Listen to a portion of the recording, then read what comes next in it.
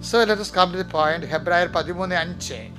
ഞാൻ നിന്നെ ഒരു വിധത്തിലും അവഗണിക്കുകയോ ഉപേക്ഷിക്കുകയോ ഇല്ല എന്ന് അവിടുന്ന് പറഞ്ഞിട്ടുണ്ടല്ലോ.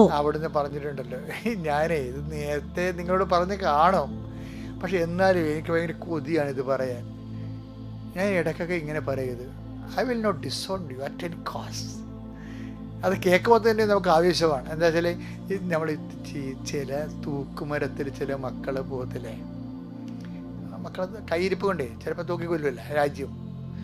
അപ്പോൾ തൂക്കിക്കൊല്ലുന്ന ദിവസം അവരുടെ അമ്മമാരുടെ ആ മക്കളുടെ അമ്മമാരുടെ അടുത്ത് വന്ന് പത്രക്കാരല്ലെങ്കിൽ ടി വിക്കാർ ചോദിക്കും, നിങ്ങളുടെ മകനാണല്ലേ, സങ്കടമാണല്ലേ, എന്ത് തോന്നണം ഇപ്പം അവരെക്കുറിച്ചെന്ന് പറയുമ്പോൾ ചില അമ്മമാരെന്താ പറയുന്നത് അറിയാമോ, അവരെൻ്റെ വയറ്റ് ജനിക്കാതിരുന്നെങ്കിൽ അത്രയും നല്ലതായിരുന്നെന്ന്.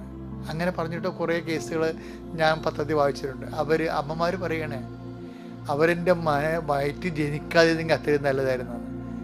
അത് ശരിയായിരിക്കും. ചിലപ്പോൾ 5 പേരെയും 10 പേരെയും നിഷ്കളങ്കായ കുഞ്ഞുങ്ങളെ കൊന്നിട്ടുള്ള ആൾക്കാരില്ലേ, അത്രയും ക്രൂരന്മാരെ ഞാൻ ജനിപ്പിച്ചില്ല എന്ന് ഓർക്കുമ്പോഴേ. പക്ഷെ ഞാനൊക്കെ ഓർക്കും പറയുവേ, അമ്മമാരൊക്കെ അങ്ങനെ പറയുമായിരിക്കും, പക്ഷേ നിൻ്റെ ദൈവം അങ്ങനെ ഒരിക്കലും പറയത്തില്ല നിന്നെക്കുറിച്ച്. നീ എത്ര മോശപ്പെട്ട ജീവിതമായി പോയാലും അകപ്പെട്ടു പോയാലും പറയത്തില്ല, ഞാൻ നിന്നെ ജനിപ്പിച്ചില്ലെന്ന് പറയത്തില്ല. അതാണ് പറയണത്. I will not disown U.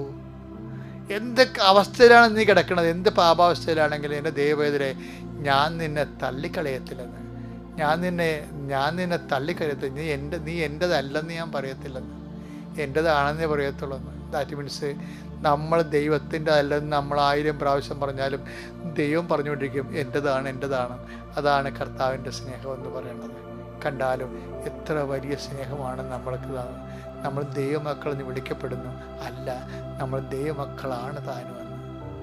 അപ്പോൾ ദൈവമക്കളുടെ ഒരു പ്രതിച്ഛായ ഏതെങ്കിലും കാരണവശാലും നമ്മൾ വിട്ടുപോയിട്ടുണ്ടെങ്കിൽ മക്കളെ, ഇത് ആരെല്ലാം നിങ്ങൾ പറഞ്ഞു, ചിലപ്പോൾ യുക്തിവാദികൾ നിങ്ങൾ വഴിപഴിപ്പിക്കും, ചിലപ്പോൾ നിങ്ങൾ വിശ്വസിക്കുന്ന പാർട്ടിയും നിങ്ങളെ ദൈവത്തിൽ നിന്ന് അകത്തിക്കളയും. എന്നാലും ദൈവം അറ്റ് എനി കോസ്റ്റ് ആരെല്ലാം വഴി നിങ്ങളുടെ തന്നെ കുഴപ്പം കൊണ്ട് ചിലപ്പോൾ നിങ്ങൾ പോയി നിരീശ്വരവാദത്തിൽ ചാടിക്കാണും. പക്ഷെ എന്നാലും പറയും, I will not disown you. നീ എന്നെ ചിലപ്പോൾ ഉപേക്ഷിച്ച് കാണും, പാർട്ടിക്കാരെ കണ്ടപ്പോഴും യുക്തിവാദികളെ കണ്ടപ്പോഴും ഒക്കെ, സായിപ്പിനെ കാണുമ്പോൾ കവാത്ത് പറക്കില്ല ചില ആൾക്കാർ. പക്ഷെ എന്നാലും I will not disown you. ഞാൻ നിന്നെ ഒരു കാരണവശാലും ഉപേക്ഷിക്കത്തില്ലെന്ന്, തള്ളി പറയത്തില്ലെന്ന്. അപ്പോൾ ആ ഒരു ദൈവത്തിലേക്ക് എന്നെ കേൾക്കുന്നവർ എന്തവസ്ഥയിലായാലും എത്രയും വേഗം ആ സ്നേഹത്തിലേക്ക് തിരിച്ചു വരാൻ ദൈവം ഇന്നത്തെ ദിവസം നിങ്ങളെ സഹായിക്കട്ടെ. പിതാവിൻ്റെയും പുത്രൻ്റെയും പരിശുദ്ധാത്മാവിൻ്റെയും നാമത്തിൽ ആമേൻ. കർത്താവേ, അങ്ങയുടെ മക്കൾ അങ്ങയുടെ സ്നേഹം തിരിച്ചറിയാൻ ഇടയാക്കണം.